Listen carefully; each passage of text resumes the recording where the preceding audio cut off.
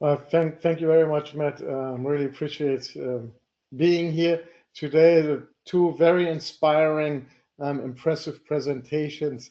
Um, I hope I'm not going to bore everybody to death by talking about the business side of things. So a little bit different. No pretty pictures, no videos. Um, really, what does it look like on the business? And some portions of it. First, a little bit about me. I'm André. I've started in the movie industry in the early 90s, so been at it for a few years now, doing visual effects. First back in Hollywood, working on movies like Men in Black, Tomorrow Never Dies, Con Air, Independence Day, and in London, commercials, and the first European CG animated feature, Valiant, which unfortunately didn't do very well. Back to the States, another animated feature, and Bully, and then Bombay, helped out there, and then worked for EA Sports, where I was the head of graphics for football. That's American football, so Madden, NFL, NCAA, college football, NFL Blitz head coach, and so on. And about 12 years ago, became a professor at Texas A&M University, where I founded the Life Lab. It's a research lab that I grew. Also created the largest in-person student game jam that takes place every year, Chillennium in Texas. And 2 years ago, a little bit over 2 years ago, moved to Switzerland to work with the University of Applied Sciences here in Lucerne and continue my venture or adventure, so to speak. I'm also an entrepreneur. I have a game company in California. We make educational games, and now I'm also the CEO of ICE.ART Studios, a new studio movie production company here in Switzerland. And why? How did this come all about? Well, in Texas, and I'm going to talk a little bit about what I did just before leaving for Switzerland, and how does all this mesh together? Visual effects, games. We found ourselves in a situation where the industry is changing quite drastically. The movie industry, people say that the Mandalorian really brought virtual production to the forefront. It's not really the start of virtual production. Virtual production existed beforehand. I mean, green screen is also virtual production. Oblivion used virtual production with projection based. But Mandalorian really brought this to a new level with the use of Unreal Engine, using gaming technology. And so there's not that many people at that point that understand both the movie industry and the gaming industry and the technology. And so at Texas A&M, we decided we need to train the future workforce and build for virtual production stages where we can train the students. And that's what I'm going to talk a little bit about here, the business aspect behind it. Why did we do this? Why are we possibly doing something similar here in Europe now? And how does it all make sense, especially in an age of AI, when you ask, well, why would we even build stages anymore? So traditional production, as you may know, green screen has been used for a long time, and then you do your post, your VFX afterwards. If there's any issues, you have reshoots. They're very costly. You have to get the cast back. They may be scheduled on other production. It's not possible to get them back, and so on. And obviously with green screen, you also have challenges when an actor performs in front of a green screen. They don't necessarily know what's happening. So if I go like, the dinosaur is attacking me, but then in post, the dinosaur is coming from the other side, this doesn't mix. Now, reshoot is expensive, and so on. And virtual production allows us to see on set, in camera, directly what's happening, and the talent can also see, directly react to what's happening to them. We get reflections, we also get lighting from the LED volumes, or projection based. So it's not just virtual production, isn't just LED volumes, it's also rear or front projection based. The industry itself is estimated, and I always take these with a pinch of salt, at 14 billion by 2035. These predictions are always glorious in whatever industry you look at. So please don't quote me on this. This is data I found today. I like to visit in 2035 and see if that is true, if it's bigger, if it's smaller, because it changes, especially today's age of technology and so on, so rapidly that looking forward 9 years and being able to predict, 4.877 billion, the market for virtual production. That's a, quite tall order. However, it breaks down to software. Unreal is a big contender, but it's not the only game in town. There's other engines, there's other technology like Chaos, for example, that can be used for virtual production. Then, of course, there's hardware. And today, I think there is at least 8 different panel providers that all can provide panels for your setup. And then, of course, there's the services, the actual having the studio where you provide the services to a TV or movie production or commercial. A traditional stages are very large. They're very large volumes. Imagine a football field or a soccer field.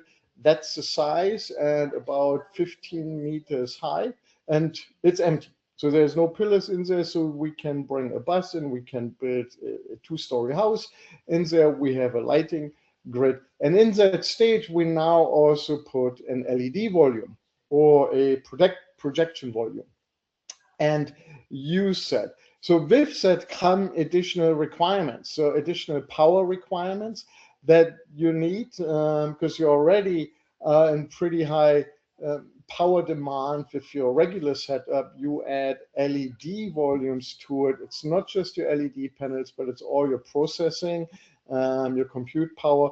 All of that needs to be fed into the stage. You need to have access to that, and something you have to plan for. You have a render farm, a control room. You need space for practical setup, because typically a good setup, you have both a physical setup and then your LED volume. They seamlessly merge into each other. You don't just want to be in front of an LED volume, because you may have some issues doing that.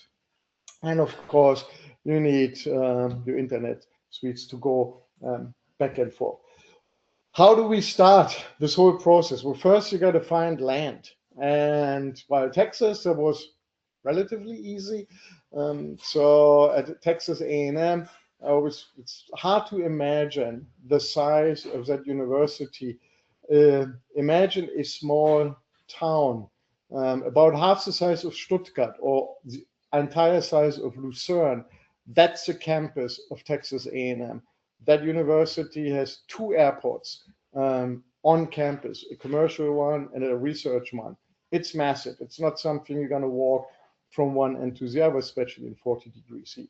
So, but thankfully you're out in the middle of nowhere, so land is not a big issue. In Europe, different thing. To find land in Europe, a place like Switzerland, it's a little bit more challenging. And then, of course, there's zoning laws. Relatively easy to do.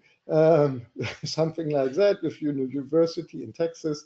We started the project 3 years ago. 3 years later, there are now 3 finished volumes that are full operational. We started a similar project here 2 years ago. It'll be at least another 4 years before we can even start construction. Because after you found a site, you then have to actually design everything. You have to figure out, okay, what are we actually building? And just building a virtual production volume itself, I highly advise against it, because any serious production, television or movie, they'll need more than one stage. If the only thing you provide is one virtual production stage, that's not very attractive, regardless of how cheap it may be or what incentives your location may offer. Because if I have to move everybody to somewhere else, to London or to Prague and so on, and then here, because one soundstage is here, but I cannot build other sets, and that's very, very limiting. And so you want to actually have more than, in my opinion, more than one stage. Then, of course, comes the whole construction. Once you've designed everything, from the physical building to your digital wall, then you have to actually build the whole thing. Some things are built a little bit more sturdy in Europe with concrete and so on, that lasts for hundreds of years. In the US, things are built a bit faster. Now, sound stages, you can actually put up a full sound stage within 6 months. And there are companies out there that will provide the entire setup. And all you need to do is have a foundation, and then they can actually construct a full soundproof sound stage on your side within 6 months. There's European companies, there's US companies that can do that. And it's been done for Netflix, Amazon, and so on. And then, of course, there is the operations of it. You need to have a crew. You need to pay the bills for electricity, even if nobody's filming, it still costs. The investment, it's not insignificant. So for a small VP student, these are just guides. You're looking at about $500,000 to $1.5 million in US dollars. And then to a full featured, big wall or volume, you're looking up to 15, 20 million all in. That's quite a lot.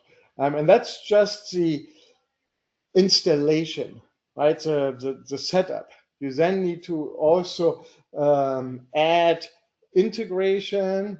That means you need your vendors to work with each other, because you get your panels from somebody else, and your processing units, your graphics engine you're going to use, if you're using Unreal or if you're using Chaos, all of that needs to work together, your lighting, your camera tracking, and so on. So you're going to spend additional money to have professionals integrate all of this for you. You then, of course, can look at the revenue side for, you can rent it out. That's pretty much most stages there for rent on a daily, weekly basis. They're dry or full wet stages with crew. You can offer services where you provide the initial CG, for example, for clients, or just an operator, a VP operator. You can also do your own productions.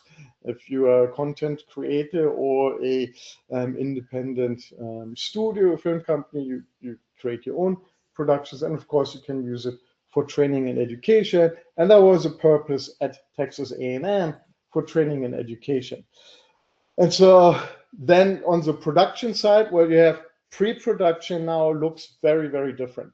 You really need to, ideally, you already at the writing stage of a project, you write with virtual production in mind. There's a different way of writing your scenes, your action, with virtual production in mind than traditional. You can really optimize already on the stage and not make it look cheap. But once you have a script, you need to break it down. What can we do in virtual production? What has to be a physical set? What has to be on location? Then you have to build the environments and all your VFX before you actually start shooting. That's a big change to traditional, where we do all of that afterwards. Now we're doing it beforehand.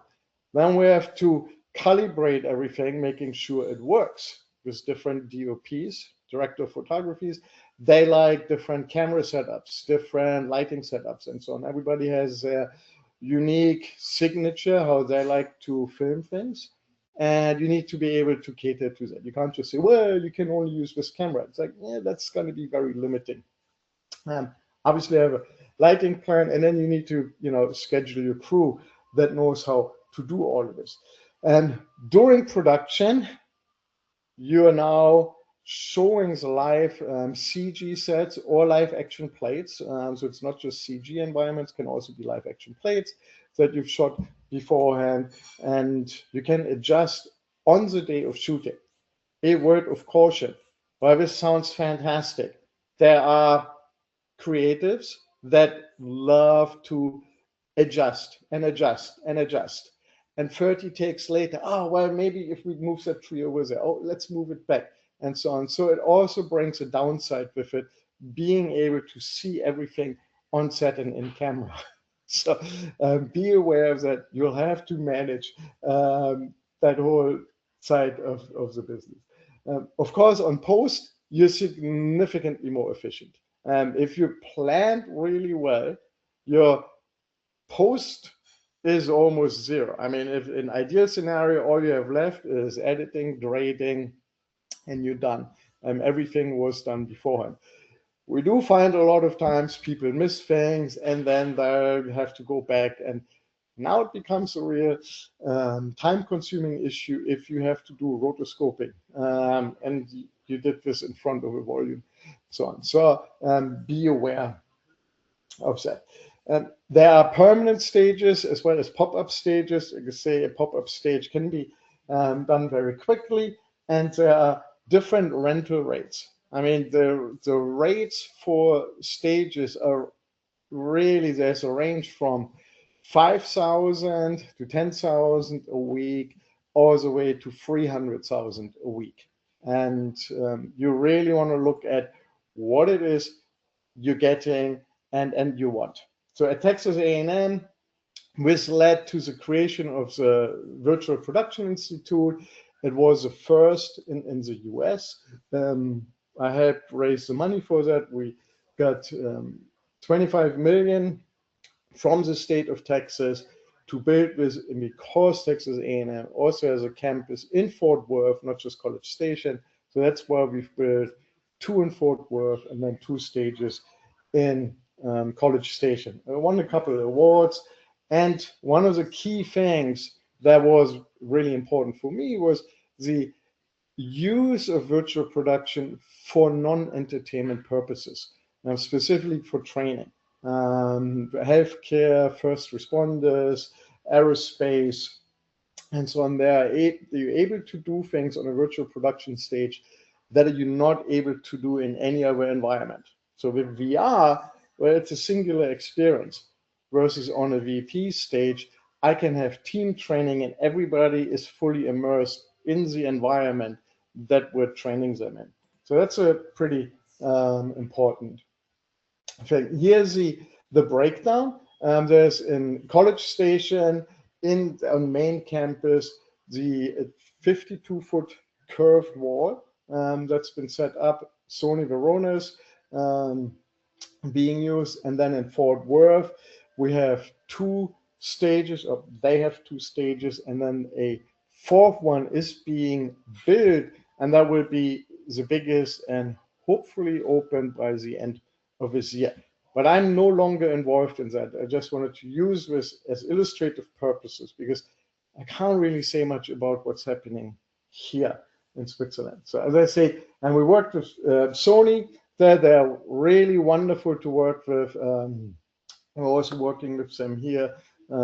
Great company, really, really good technology, especially the entire color pipeline from camera all the way to post. That's a huge benefit. Synapse Virtual Production out of LA, there were the system integrators. For of it really helped glue it all together, and then everything is being done with Unreal Engine. So what does it actually teach? So if you use it in an educational environment, well, obviously Unreal Engine, in this case, extended realities, it's also being used for live performances, for AR, VR, sensing technology, capture, performance capture, and now with the advent and of AI that's really playing big into is how do we utilize AI to augment what we're doing on set, before in pre-production, or even in post-production. At A&M, we've created a model where we work very closely with industry. So where industry advises actually the students during the projects on what they're doing, so that when the students graduate, they can immediately walk onto a set and be fully functioning. So work in a professional environment. So many times at schools, at universities, you have a setup, but it's not really a professional environment. There's a difference if you're in a lighting grid 15 meters up high and you have to adjust some lights, then just going to take a little ladder. Going onto a set and you're already used to the kind of the language, the physical aspects, it makes a big difference to companies, especially when you have a tight shooting schedule. And that's one of the things that we found, and it's still in existence in the US as well in Europe.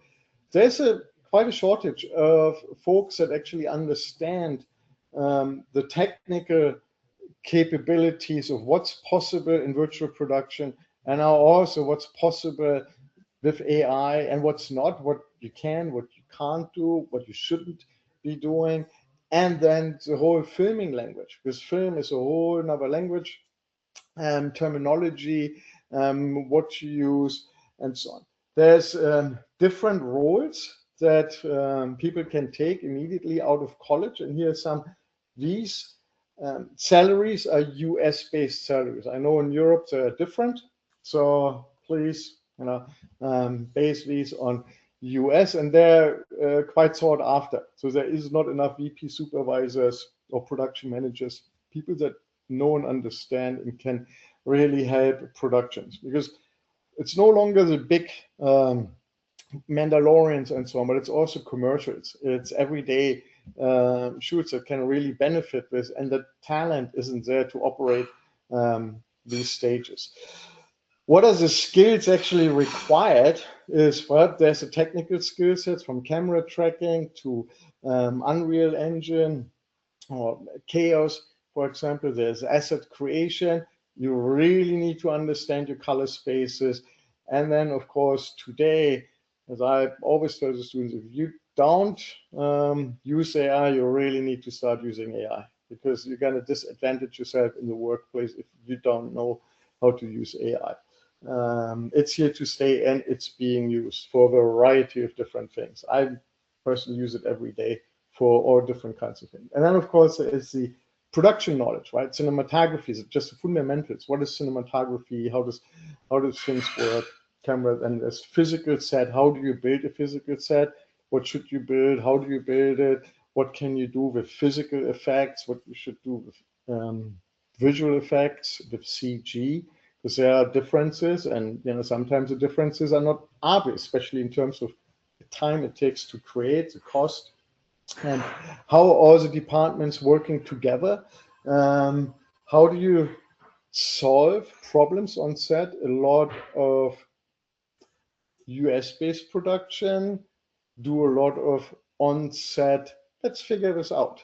Because sometimes it's a creative process, right? And so you don't know everything. Not everything is pre-planned. And then, okay, 1, 2, 3. It's like, oh, well, maybe we do 4. Oh, we do something different. And you need to be able to react to that and do that.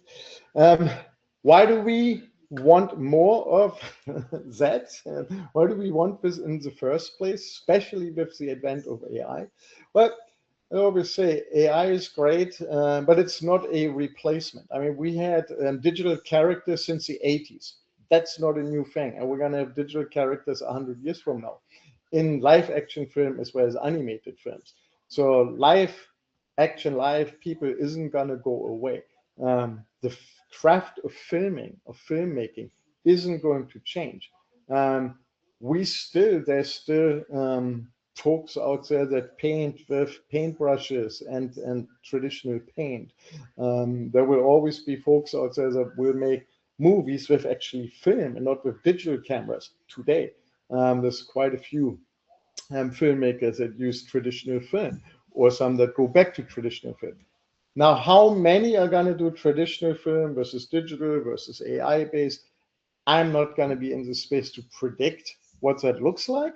But I do believe we will see all three in the future. None of them will just go away. Um, yeah. We don't have enough in Europe to meet the need.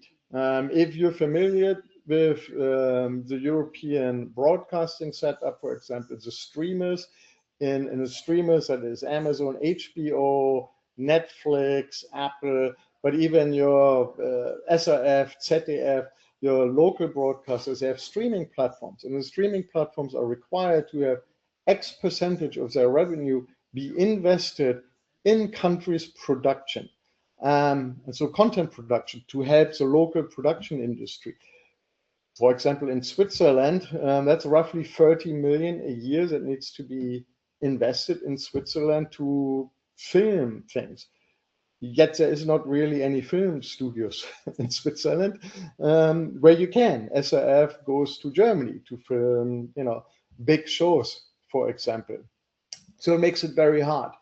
We as consumer like to consume more, and we like to consume, most of us like to consume high quality. So there is a demand for high quality content and appetite that's not going to change, in my opinion, anytime soon.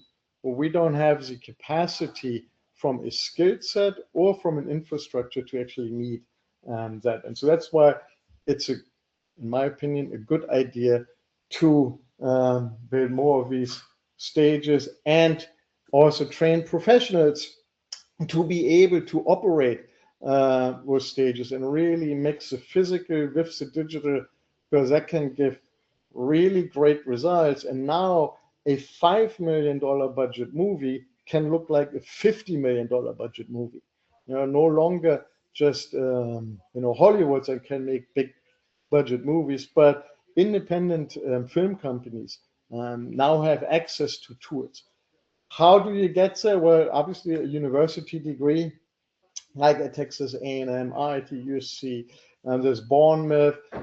There's the Animation Institute in Ludwigsburg, Stuttgart. There's HSLU, obviously, and there's several schools that are emerging that are providing training.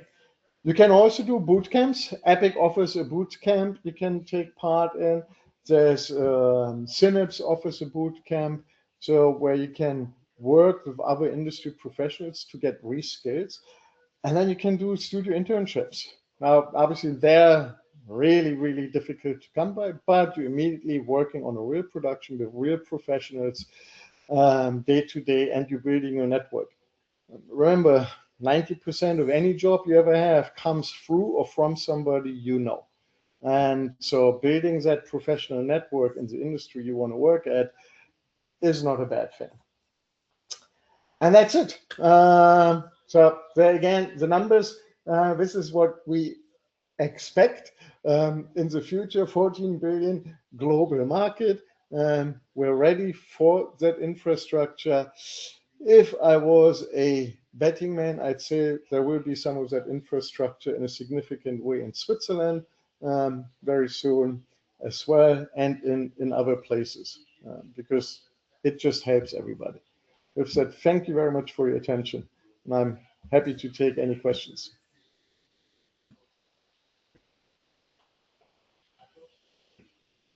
Much for the presentation. It's definitely eye-opening to also hear some of those aspects. And but let me first start with the comment, right?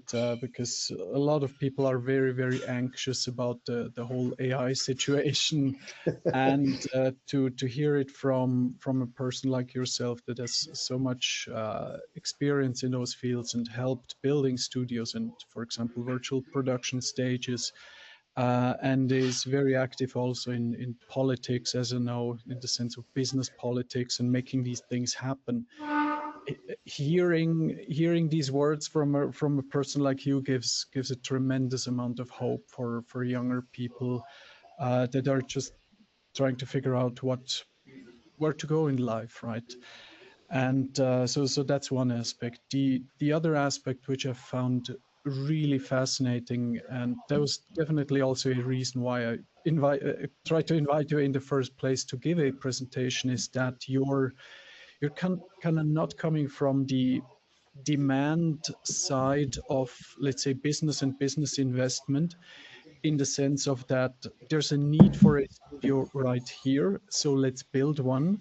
But you're more coming from the other side in the sense of where could we invest strategically, because the need may not be here, but in general it's there. The business potential is there, so you're kind of proactively investing, and it's a very smart move. I really admire that.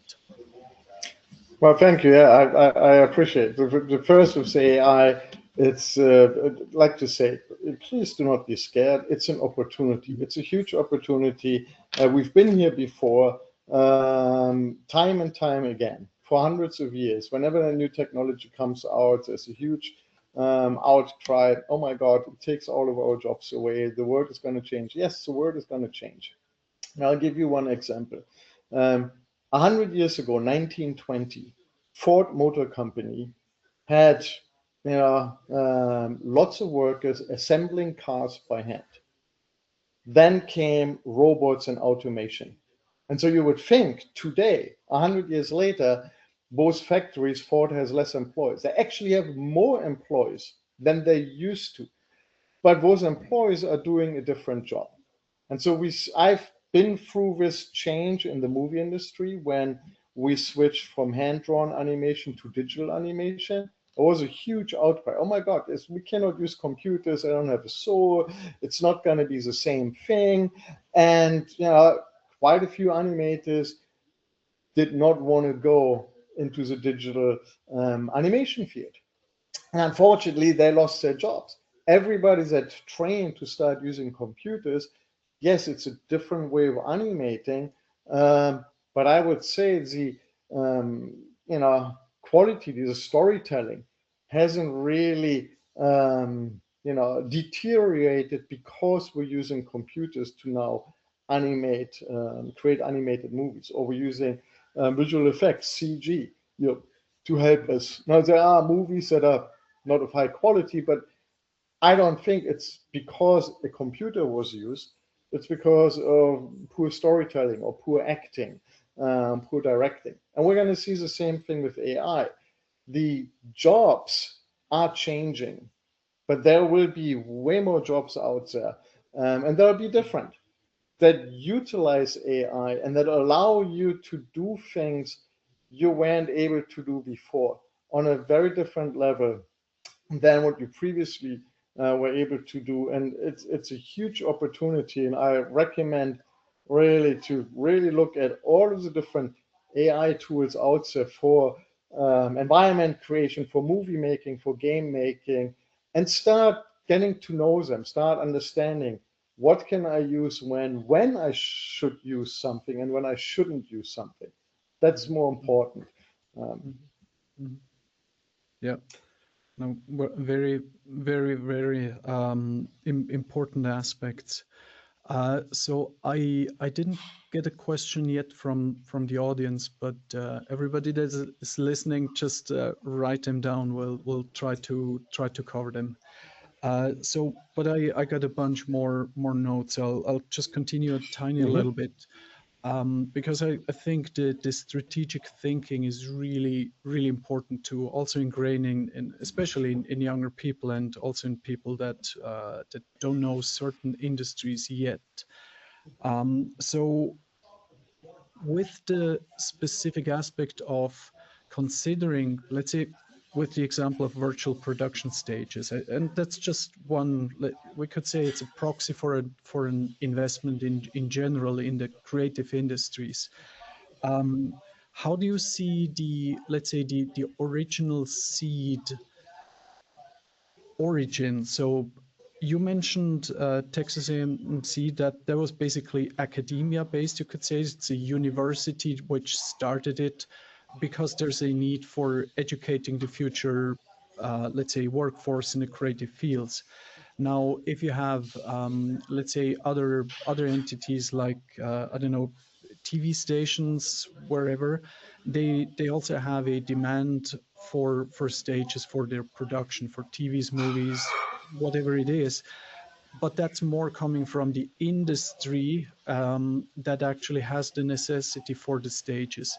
So, can you elaborate a little bit more in how to isolate the signature, what the local market may need, if it's more stages that or let's say a necessity from the academic side, or more from the industrial or the industry side, to be able to read the market?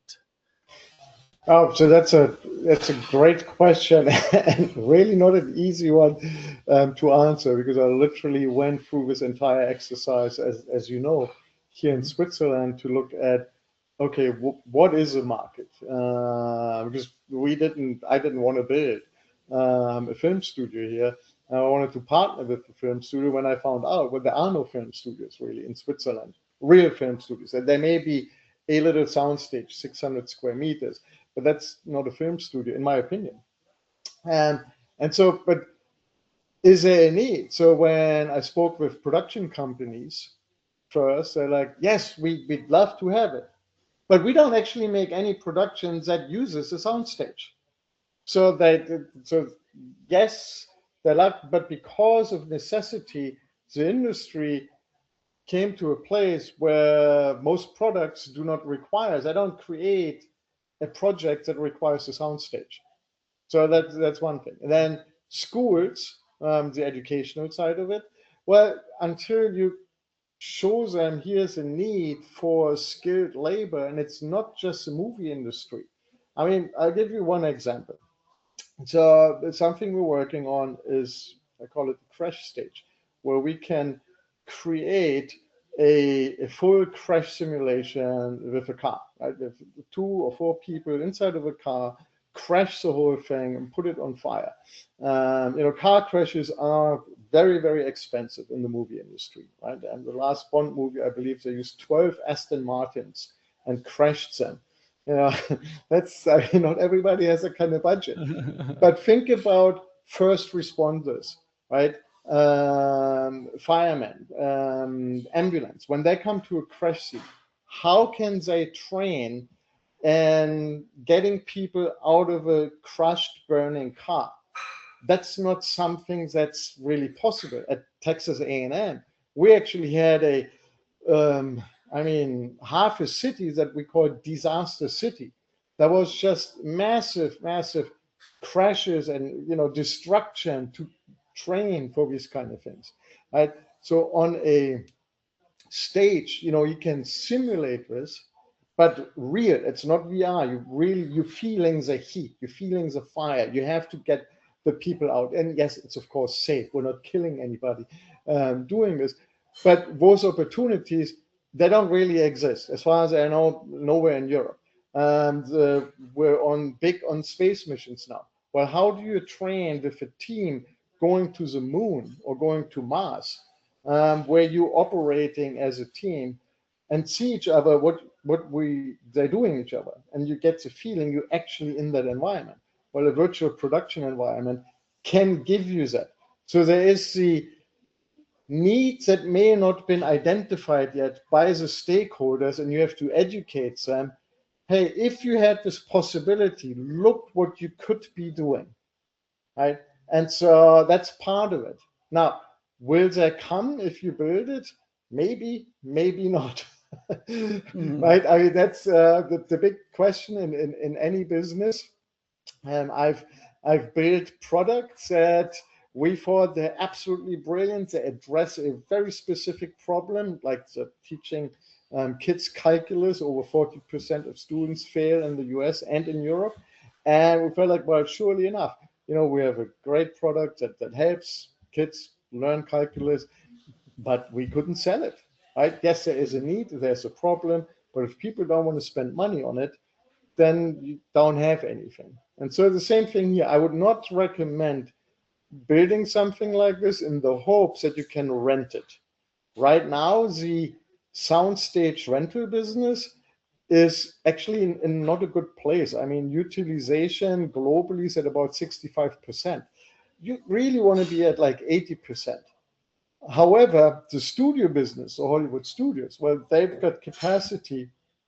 Yeah, they're continuing to create more content and so on. So you better in the content creation business having your own studio, so you don't have to travel and take your crew everywhere. So Taylor Sheridan, for example, just built a massive studio in Texas because he's creating great shows, and instead of renting other people's physical environments, he builds his own because he's got full control over that. Now, could he also rent that out to other productions? Absolutely, he could.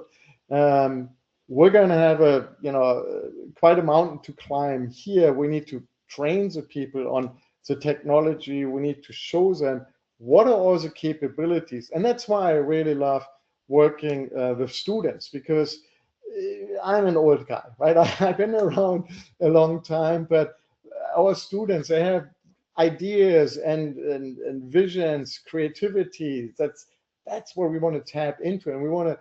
I believe we should give them the tools to enable them to create the cool content and the great stories of tomorrow. It's not me. I'm just facilitating.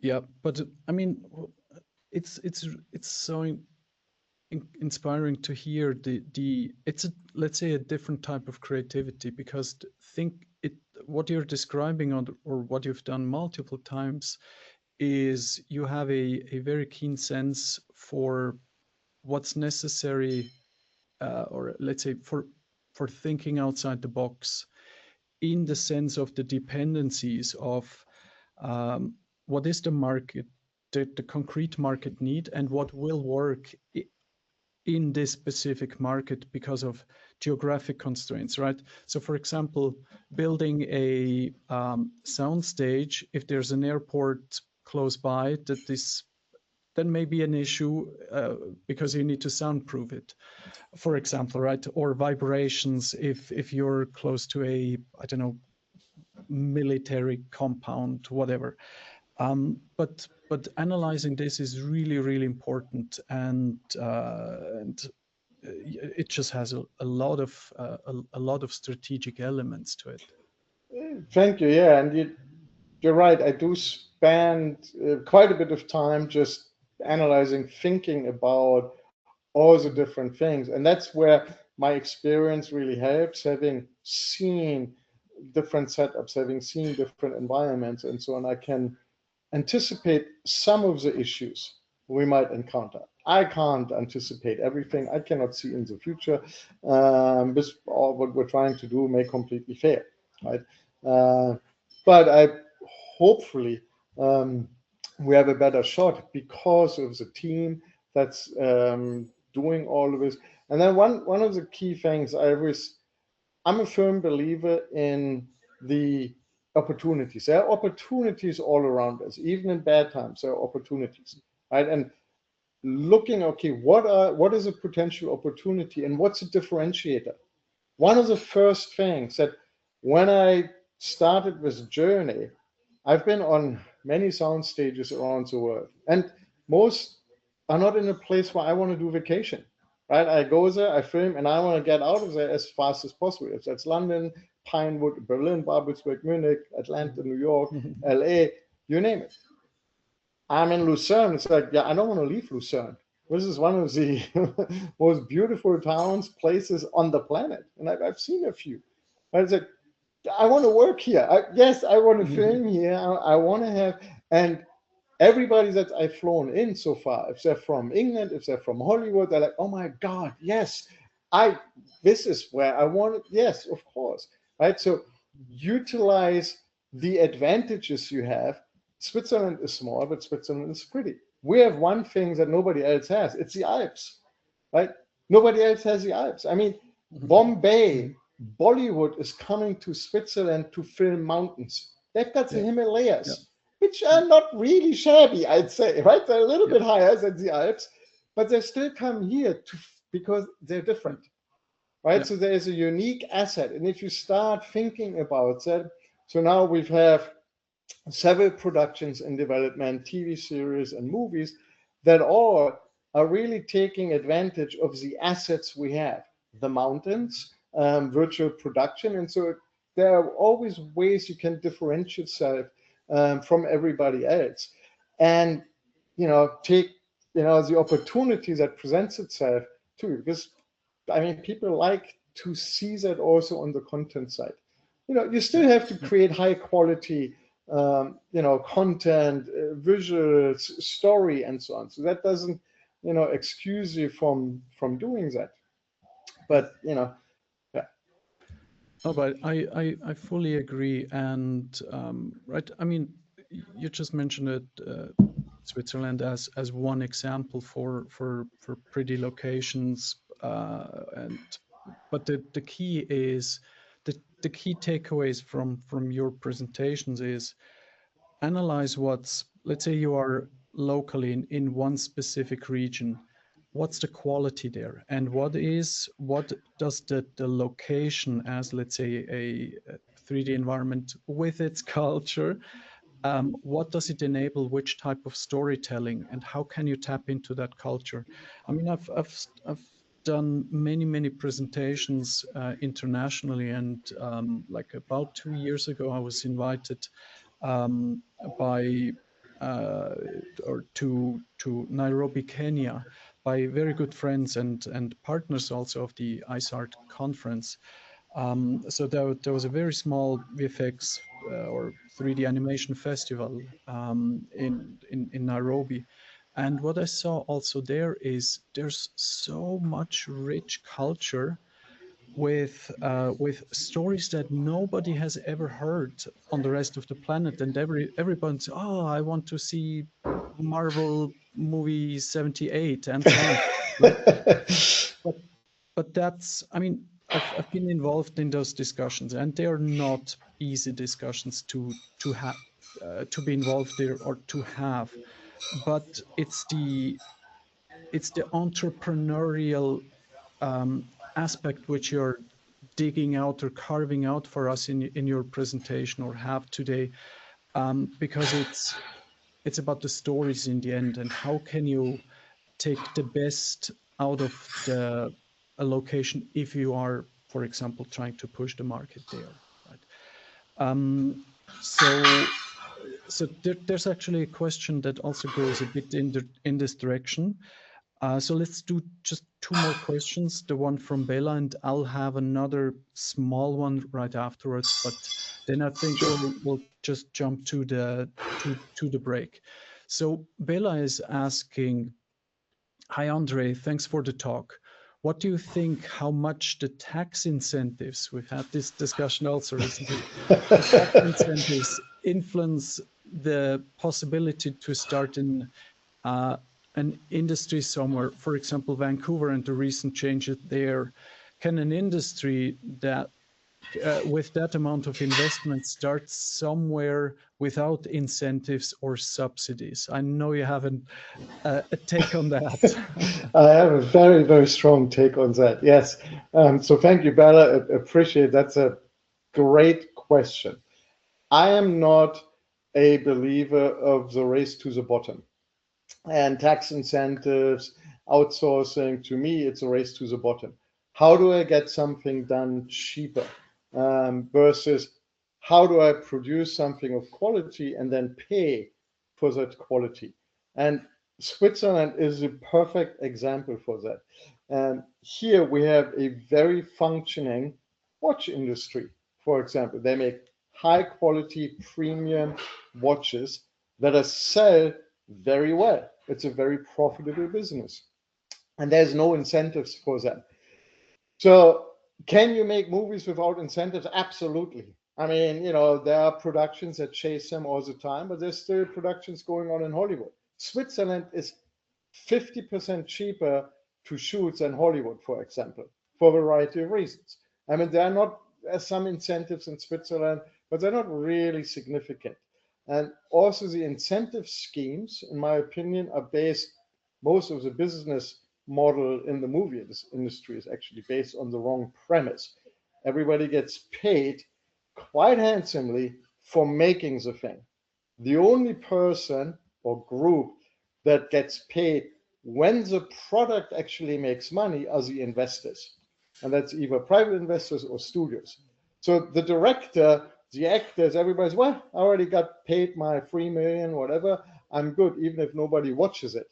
And that's really the wrong incentive. Same with the tax incentives. If we incentivize the making of the product rather than, well, it should be incentivized quality. Right? There should be a quality bar, and that's either people viewed the impact it's having. Right? There's different measures of how we can measure quality. That should be incentivized rather than just the making of it. Everybody gets a nice paycheck. Well, I made a movie. Nobody ever saw. It's not really the right thing. So actually, put a whole proposal for the Swiss government together on changing the incentive system, because I was part of the Texas Film Commission on the board there for many years, involved in these kind of discussions. And yes, incentives can do wonders for you, but they're temporary, because the moment those incentives change, productions leave. What you're interested in, what you want to do is figure out, how do we create a sustainable business that doesn't rely on a government handout? At the end of the day, it's a business. If I have a company, if I have any business that requires money from the government for me to survive, it's not really a business. It's a job creation scheme, in my opinion. So if you figure out, okay, I can make a product, a movie, television show, documentary, whatever that is, a game that can make money without a handout, that's the way to go. If then you can take advantage of incentives, great, that enhances your profits, go for it. But first, you should be able to, how do I make this happen without incentives? In my opinion. So it's absolutely possible. There's great places for that. And you may also think about, well, what about the arts? Yes, good point. There are movies, TV productions that are not for commercial purposes, right? That are for the arts. Well, somebody has to fund this. If we have a sustainable business, if we have a profitable movie business, let's say, well, then tax me. Take 10% of my profits that now funds the arts. Because now we're making money that now can fund the thing that doesn't have a commercial appeal or viability. And, that's a way this could work. And who knows, maybe I can impact a little change on this. Yeah, no, I also see it very, very similar, because in the end, it's about the quality, but the quality is also about a, let's say, point of view. Quality, let's say, story wise, and quality business wise, they are related, but they are not the same thing. But the creative industry in general, it is a business. But a really important aspect that I've seen personally, and I know many people that work in the creative industries, is one aspect of quality of a movie production, for example, or for a game, or whatever it is the human factor, in the sense of it, not only the product, but also the context, the humanity of how it was produced, in the sense of that, if you constantly have to be a nomad, with moving around on the planet, either as an individual person, and you never feel home, you never feel like I can have a family at some in some location, or you have to live separated and just fly back and forth, you cannot see your kids and so on. I think that's, on a societal level, that has a huge impact, that is completely outweighing the just the aspect of tax incentives, because it makes the location a bad location because people don't want to live in the location. And if the money dries up, we've seen this in Canada, and suddenly poof, some VFX vendors go bust, go bankrupt, and people move back to wherever they came from. And people are forced to move with their jobs, and they get promised jobs in another location, and then they get laid off.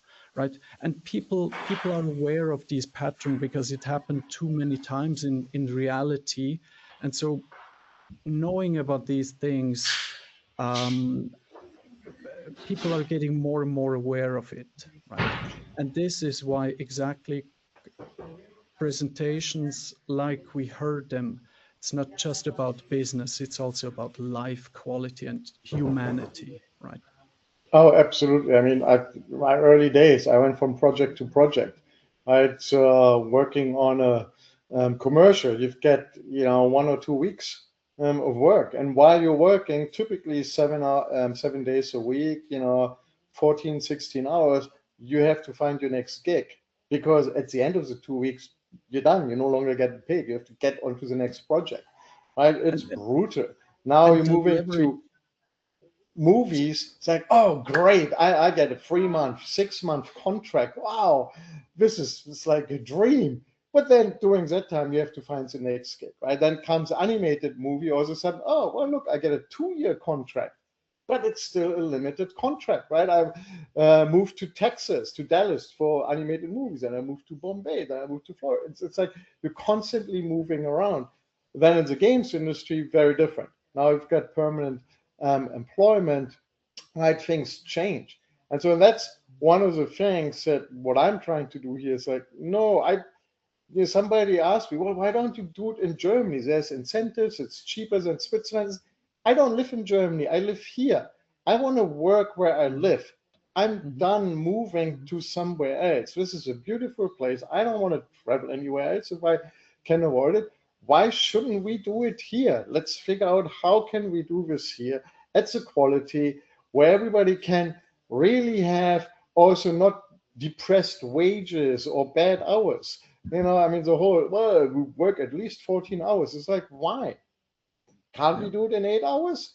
Let's figure out how do we do it in 8 hours. Maybe sometimes we do 10 hours, you know, but and so you can go home and be with your family, have dinner, Yeah. because it also makes business sense that I don't have to pay overtime for you. I don't have to put you up in a hotel, pay transport because I kept you 14, 16 or longer hours on set. And that's one of the things which it's really saddened me. I've seen a spillover from the US to Europe. These incentives companies have, like, oh, look, we have childcare and we do your dry cleaning and we do your shopping for you and you have an arcade, you can play pool here. And so all of these things are actually designed to keep you at work versus how about you get your job done in 8 hours, go home and be with your family and have a life. I don't want to keep you at work. Go and do your shopping. I don't want to look after your kids. You should be able to do this on your own, right? And have an arrangement. So because we don't live to work, we work to live. And so we kind of need to get back to those fundamentals that are very European for me, Mhm. and we should not adopt the American way of living to work, in Yeah. my opinion. Yeah. Yeah.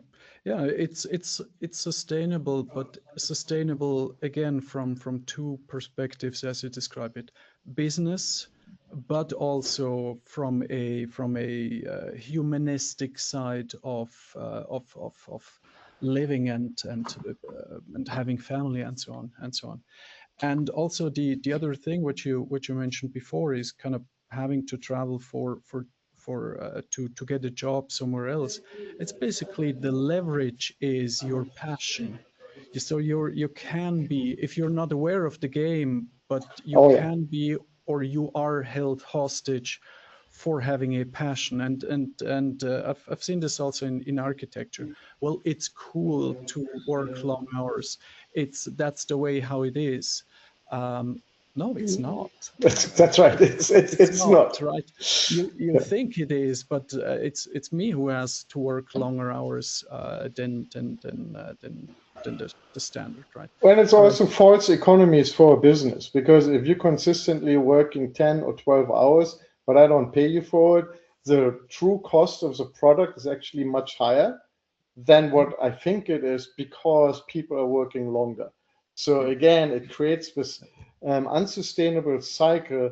And then when is enough? We don't need to grow more and more profits. If you have a company that makes 15, 20% profits, and it's sustainable, that's a good business. Why do we need to have billionaires and trillionaires? And, it's like, but anyways. Right. I mean, nowadays I've seen a presentation about like the how much, let's say, profit VFX in general for does, and it's like typically it's way below 10%. It's maybe 4 or 5, right? And you're grinding and grinding and grinding. So maybe that's something to reconsider, right? Yes. Or tackle differently to reach the same goals. Yeah. But let me just sneak in this very last question, because of in the context of the strategic aspects of building studios and building virtual production stages and all of that stuff. So so in the context of let's say students, in the sense of informing students or giving them the best possible education. Standardization is certainly something that would be helpful if students could learn specific workflows that are a little bit more universal. But on the other hand, you mentioned, for example, there's 8 different panel providers or virtual production technology providers. How would you balance, or what was your thinking process in choosing, let's say, a specific vendor versus then kind of locking in what your students are going to potentially learn? And how do you address this in the curriculum itself? Yeah, that's a really good question, and one that, I mean, we've been trying to standardize 3D and visual effects, well, ever since I've started 30 years ago. Right, we had all these different formats, 5 formats, and we still don't have a standard, after 30 years. We're probably not going to have one 30 years later, because the moment we have a format, one company is going to create their version of it. And then it becomes, oh, well, this is the company X version. It's a little bit different. And then, things change. And things need to change, right? We need to evolve. And so the thing that I'm trying to learn with my students, because I'm learning with them as we go, is really, it's not about the technology. It's not, we need to understand the technology. We need to understand how and when to use it, but it's a craft, right? It's a craft to create great stories. It's a craft to create great images. And at the end of the day, if you can do that with a phone, go for it. Then you should. You shouldn't depend on. I had just yesterday conversation with somebody. Well, but that's not an industry standard tool that we use in the movie industry. It's like, I would never do business with a person that doesn't use the industry standards. Like, well, there isn't one tool that's industry standard. There's typically more than one tool, and that's a tool. The content is what's important, right?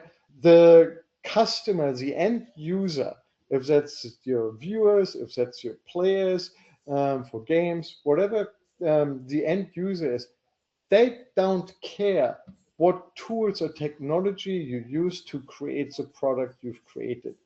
They care about the product, and they care about the emotion that evokes in them, because we're emotional designers. We design and create for emotions, and if we can evoke emotions, who cares what tools or technology we use, right? using creating the craft. You do have to choose a vendor, a technology vendor, and to also specifically answer your question, because I've been completely avoiding that. I look at, okay, what are the possibilities from, and capabilities of the different technologies? Where are we as a school, as a studio? What are we trying to do? And what else comes with it? What is besides just, okay, I buy a piece of hardware? Is there something else attached? Is there, oh, there's a partnership that can, oh, they'll also bring experts in to help train, right? To help advertise the school, right? And so, or the studio, right? So there's different aspects, soft aspects, that are now really become important. And I'm, always try to create long-lasting relationships where everybody wins, right? Because obviously, if students learn a certain technology, for example, Houdini, well, that helps side effects. I'm a huge fan of Houdini, always have been. I mean, you can see, I've got I've got the Houdini map, used it forever, and it's still sometimes dabble with it, but I have some time. That helps also the company, because now there is actually folks out there that know the technology, right? That know how to use the tool. So it's a two-way street. And how do you build these partnerships that are really long-lasting and mutually beneficial? Not just take on one side and give, So that's the other side I look at it. Yeah. Thank you so much. Thank you so much for your insights. Thank you for having me. Let's do a quick break now, and then we'll be back. I'll just briefly address the prizes and the lottery and that stuff, and then we'll bring both you, André, and Tobias back on, and then we'll have a brief panel discussion and try to figure out how we can merge the completely different fields we discussed today. So let me briefly start the break video, and we'll be back in a couple minutes. And thank you, André. Thank you.